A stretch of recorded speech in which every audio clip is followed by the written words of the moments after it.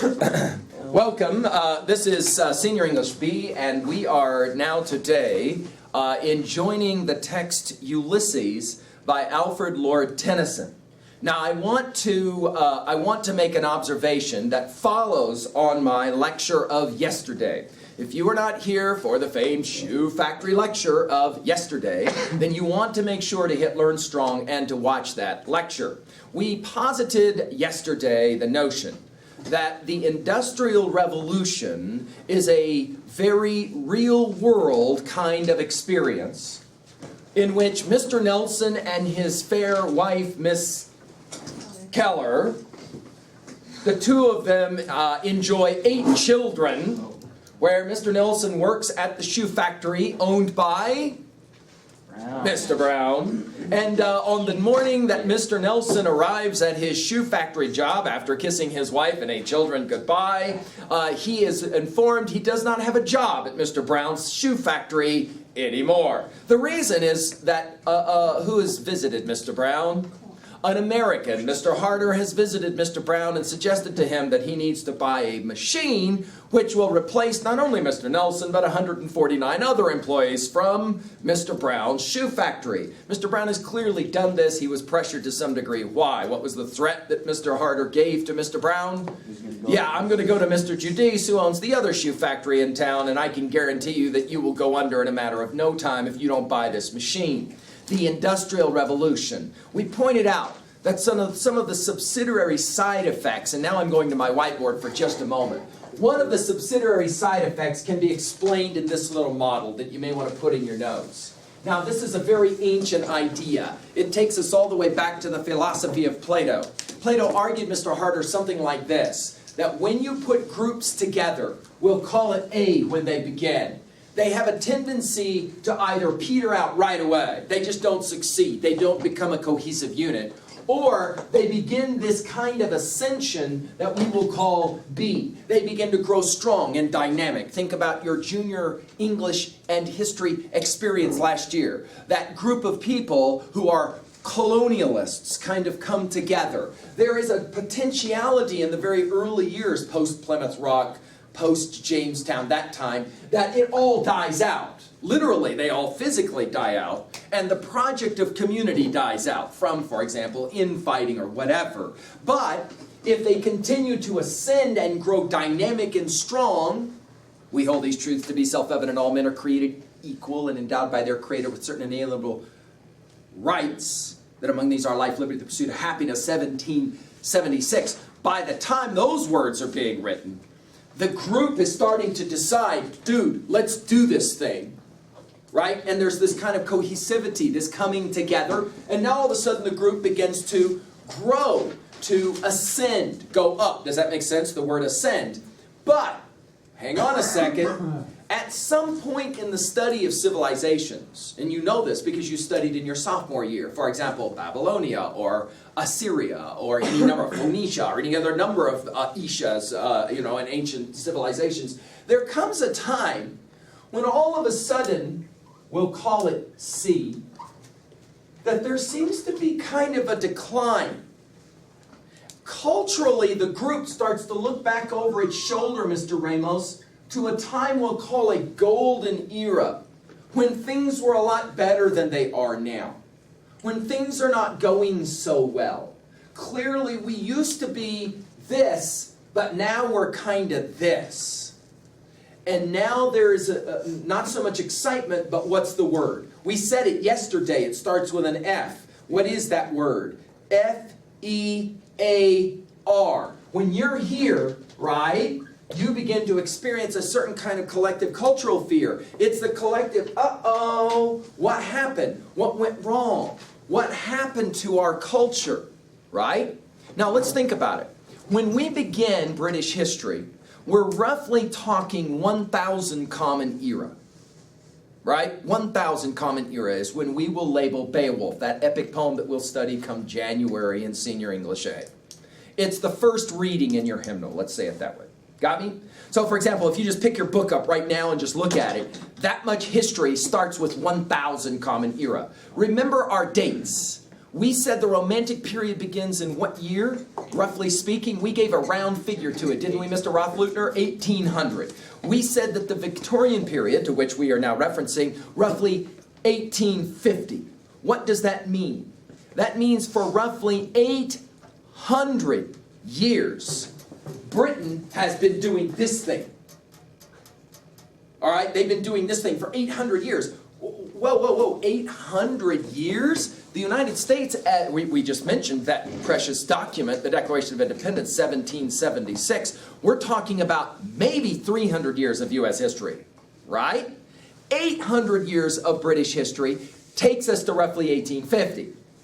All right, 1800 for sure.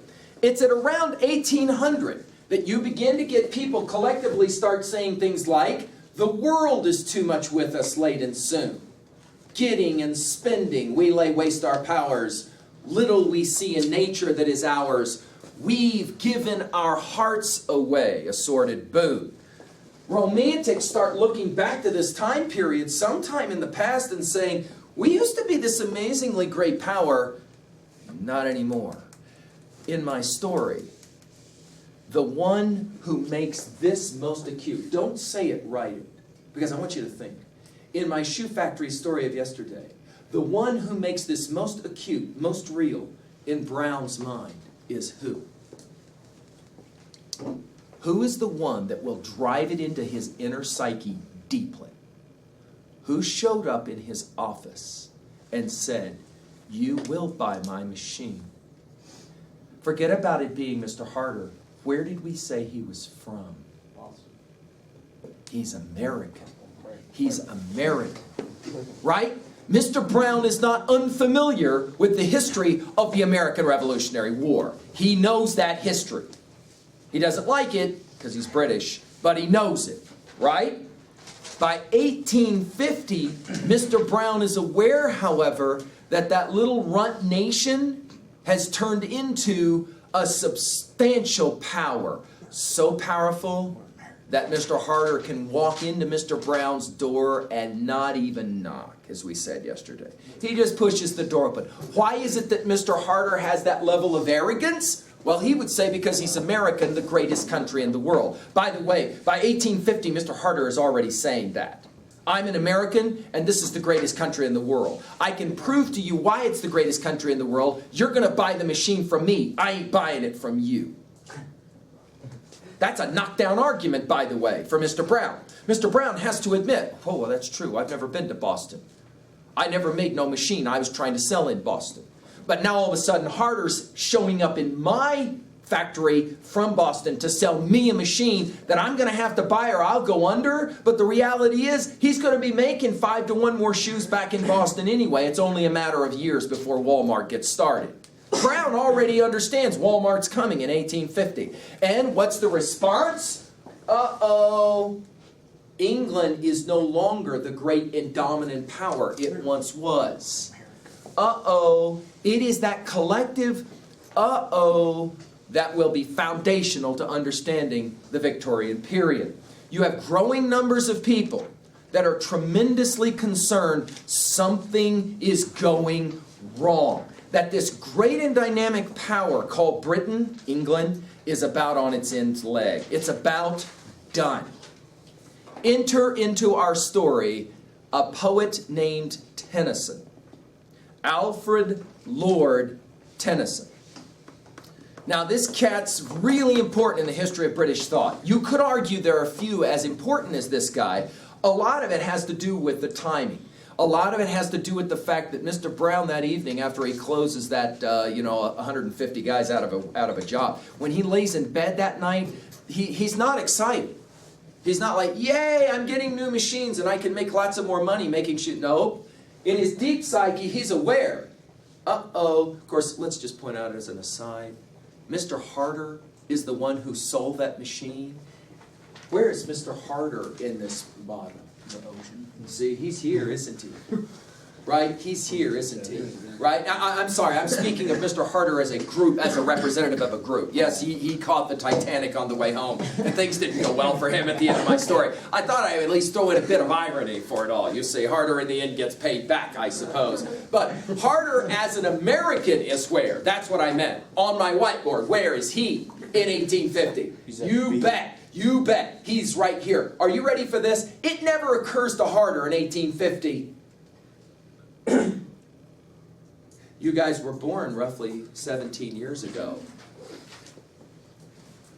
The year you were born, there was already people writing essays about what went wrong. What went wrong? In 1980, that year, the top 5 cars in the world, 3 of the 5 were made in Japan. And in an interview with the Prime Minister of Japan, the question was asked, how can you account for that fact? Because America invented the car and the building of the car. How can you account for the fact that 3 of the 5 cars sold in the world, top 5 cars sold in the world, are made in Japan? The Prime Minister didn't even bat an eye, this American journalist, didn't even bat an eye. He said, well, that's a simple answer. The journalist was like, simple answer? Yeah. He said, simple. The United States labor force is fat and lazy. They cannot work hard. They don't like to work hard. We're Japanese. We do work hard.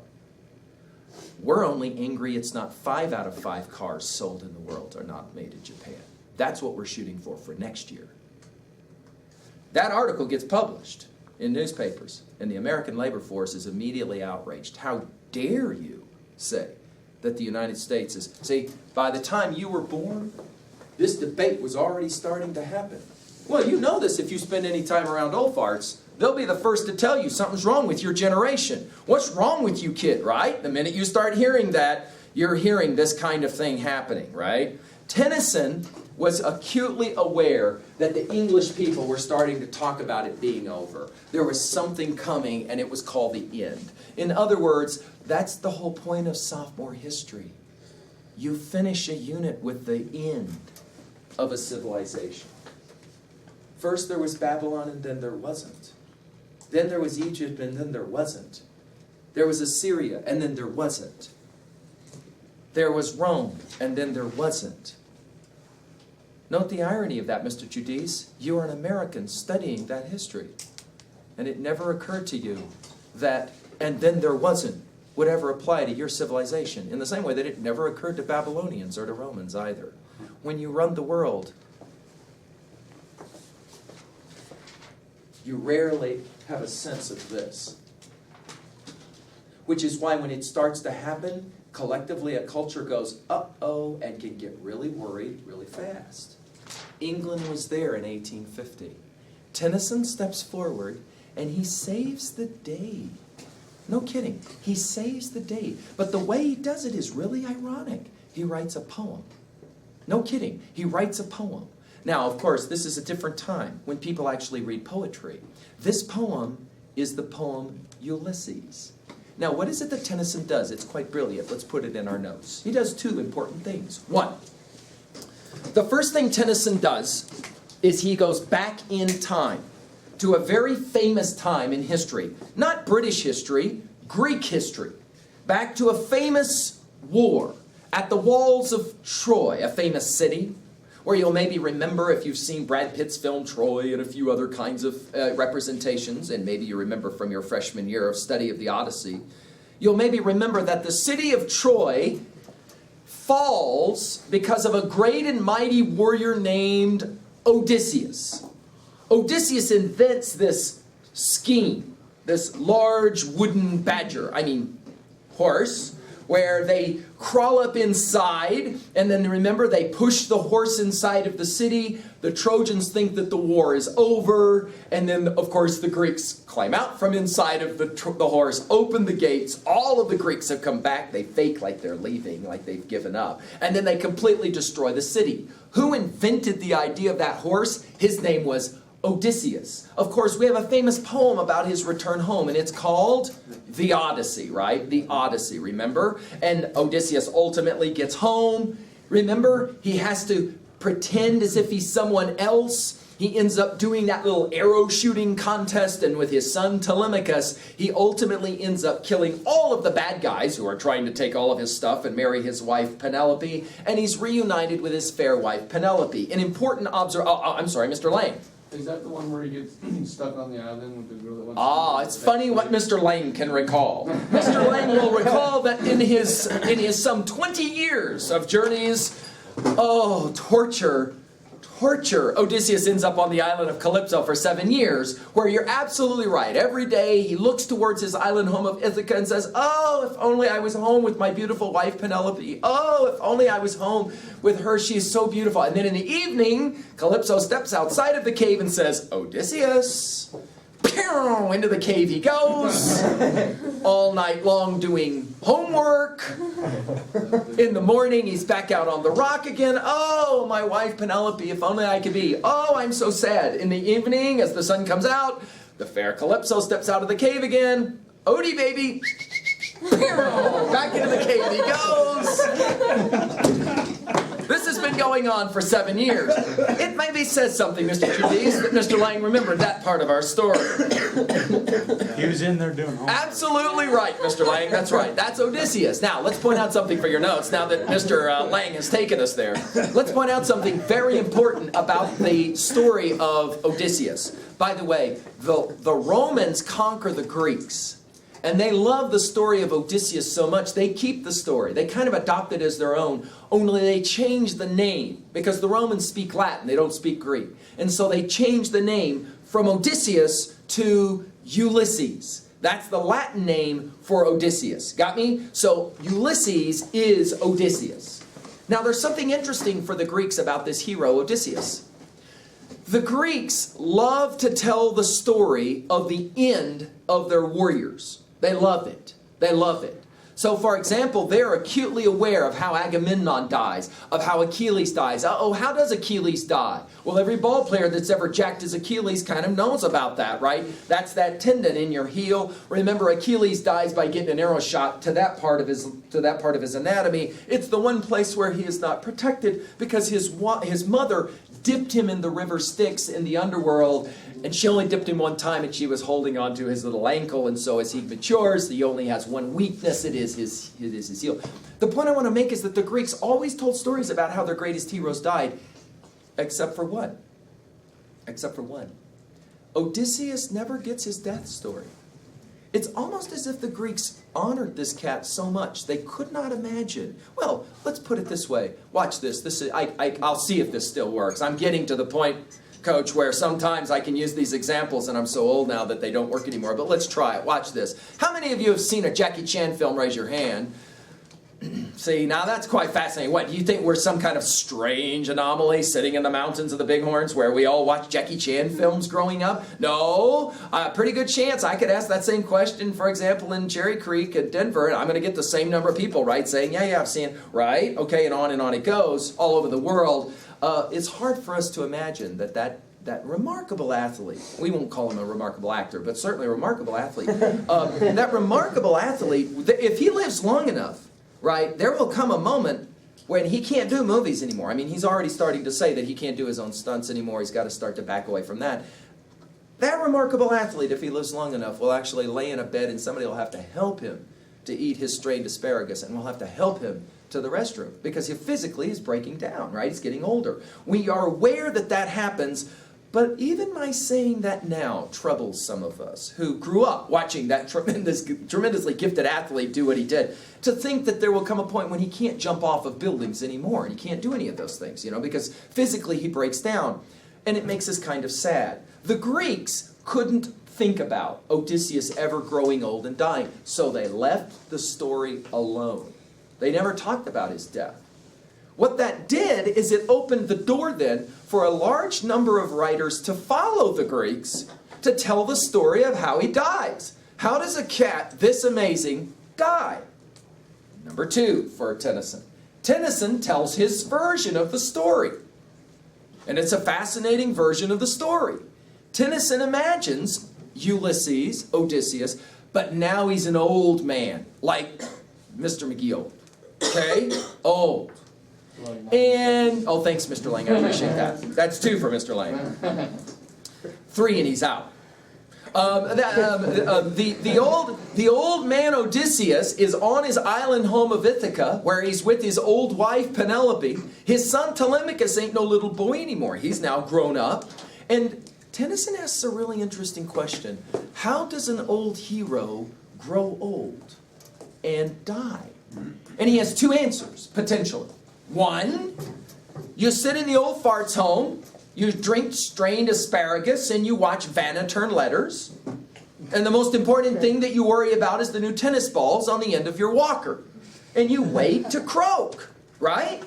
Right? I mean, that's just, right? That's the end of it, isn't it? Right? Mr. Nelson, I pointed out the irony many, many years ago when I first joined the staff at Worland High School, how odd I found it that Worland would design it in such a way so that in its community, you have in one building the most young and dynamic of all of Worland. The future of our town is in this building right now as we speak, right? This is the heart of who we are.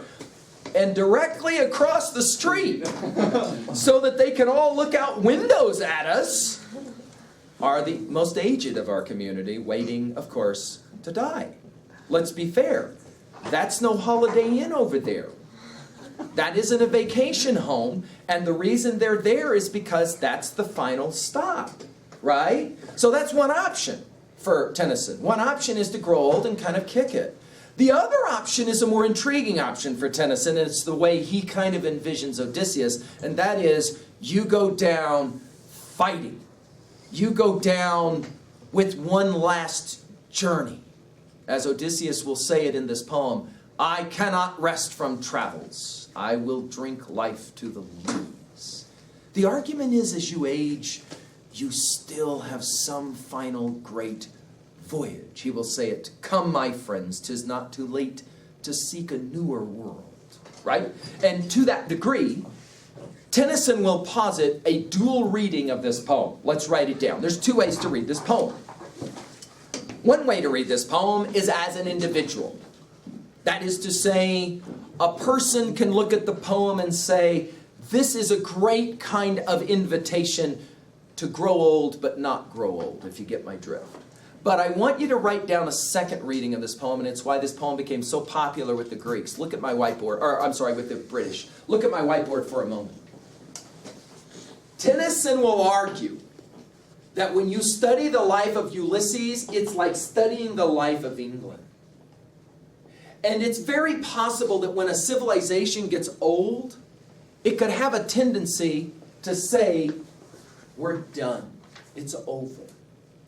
What Tennyson will do is he will speak to the British people. That's why this poem becomes so popular. Speaks to the British people and he says, we are not finished. We still have work to do. Hey, think about this. I'm talking 1880. 50 years later, we will fight the greatest war in the 20th century. And it will be called the Battle of Britain, when Churchill will stand in front of the English and he will say only 5 words. Never, never, never give up. And the Battle of Britain begins, and we know, of course, that Hitler will fall because of the British people fighting alongside. Isn't that interesting? Right? Brown and Harder, right, by the 1940s, are together fighting, British and American.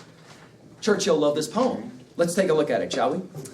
For 2B, put it down in your notes real quickly. This is what we call a dramatic monologue. That is to say, you have a single individual who is speaking, and you have to imagine that individual as actually the old fart Ulysses, Odysseus. And he's speaking these words. Let's read them together. It little profits that an idle king, I'm on page 916, read with me now. It little profits that an idle king by this still hearth among these barren crags matched with an aged wife, I meet and dole unequal laws unto a savage race that hoard and sleep and feed and know not me. He says, my life sucks. I got an old wife, she ain't beautiful anymore. Nobody knows me anymore. I've gotten so old, I'm forgotten by most everybody. And yet, look what he says. I cannot rest from travels. I will drink life to the lees. The lees, the bottom of the bowl of beer that the Greeks would drink. If you wanted to get really good and drunk, you drank all the way to the lees. To drink to the lees of life means what? You drink up everything. Right, he says, I'm not ready to go. All times I have enjoyed greatly, have suffered greatly, both with those that loved me and alone. On shore, and when through scudding drifts the rainy Hades vex the dim sea, I am become a name. For always roaming with a hungry heart, much have I seen and known, cities of men and manners, climates, councils, governments, myself not least, but honored of them all. And drunk delight of battle with my peers, far on the ringing plains of windy Troy. He remembers back to an earlier time when things were so much better, when he was fighting at the walls of Troy with his pal. I am part of all that I have met. Isn't that an interesting line? Everything you are is a construction of everything that has contacted you, of every little, even insignificant thing that's happened to you. It's brought you to this very moment in your life and who you are. Yet all experience is an arch wherethrough gleams that much untraveled world whose margin fades forever and forever when I move. You never can quite get enough of experience. There's always another one waiting just around the corner, just beyond the horizon. How dull it is to pause, to make an end, to rest unburnished, not to shine in use as though to breathe were life. Old farm equipment lying there in the weeds, rusted and no good. He says, what a shame. It's much better to still be used. Even though you're an old rickety piece of farm machinery, still better to be used than to sit in the weeds and just rust. You can kind of get the feeling here of what he's saying. As though to breathe were life. Your life is something more than your breath. Life piled on life were all too little, and of one domain little remains. But every hour is saved from that eternal silence something more, a bringer of new things, and vile it were for some 3 suns to store and hoard myself in this gray spirit, yearning and desire to follow knowledge like a sinking star beyond the utmost bounds of human thought. This is my son, my own Telemachus, to whom I leave the scepter and the isle. Odysseus is about to leave Ithaca, go on one last journey, and he's going to leave his kingdom to his boy Telemachus. Well loved of me, line 35, discerning to fulfill this labor, and by slow prudence to make mild a rugged people, and through soft degrees subdue them to the useful and the good. Most blameless is he, centered in the sphere of common duties, decent not to fail in offices of tenderness, and pay meet adoration to my household gods when I am gone. He works his work, I mine. In other words, my boy's going to stay and take care of Ithaca. I've got a journey to go on. Take a look at this. And man, oh man, you can hear it. The British people love this stuff. You can hear Tennyson talking directly to the English people who are thoroughly convinced it's over. Read with me. There lies the port. The vessel puffs her sails, there gloom the dark broad seas. My mariners, souls that have toiled and wrought in thought with me, that ever with a frolic welcome took the thunder and the sunshine and opposed free hearts, free foreheads. You and I are old. Old age hath yet his honor and his toil. Death closes all, but something ere the end, some work of noble note may yet be done, not unbecoming men that strove with gods. The lights begin to twinkle from the rocks, the long day wanes, the slow moon climbs, the deep moans round with many voices. Come, my friends, 'tis not too late to seek a newer world. Push off, and sitting well in order, smite the sounding furrows, for my purpose holds to sail beyond the sunset and the baths of all the western stars until I die. It may be that the gulfs will wash us down. It may be that we shall touch the happy isles and see the great Achilles whom we knew. We may die, in other words. Though much is taken, much abides, and though we are not now that strength which in old days moved earth and heaven, that which we are, we are. One equal temper of heroic hearts, made weak by time and fate, but strong in will, to strive, to seek, to find, and not to yield. There will come a moment in your life when you will begin, watch my whiteboard, there will come a moment in my life when you will want to quit, to give up, where you will believe, I've done enough, I've had enough, this is a hard life, I can't do this anymore. This poem says what? To strive, to seek, to find, and not to yield. Don't quit. I've had students that take those words, put them on the wall of their dorm. And that way when they get ready to leave it and to head back home, they don't. They stick it out. There will be a challenge or two in your life coming. And of course, there is as well a cultural challenge or two to any group of people, correct? Any group of people who have to try and find their way through the most difficult of hours. Churchill would love this poem 50 years later. He was still quoting it. And in fact, school children had to memorize this poem and say it out loud as a way to kind of instill some patriotism. Oh yeah, England is still around. At 1950, they were 100 years later, right? And they're still around, guys. A fascinating tribute. Thank you, Lord Tennyson. Tomorrow, come back, and we'll do a little bit of work with the Lady of Shalott.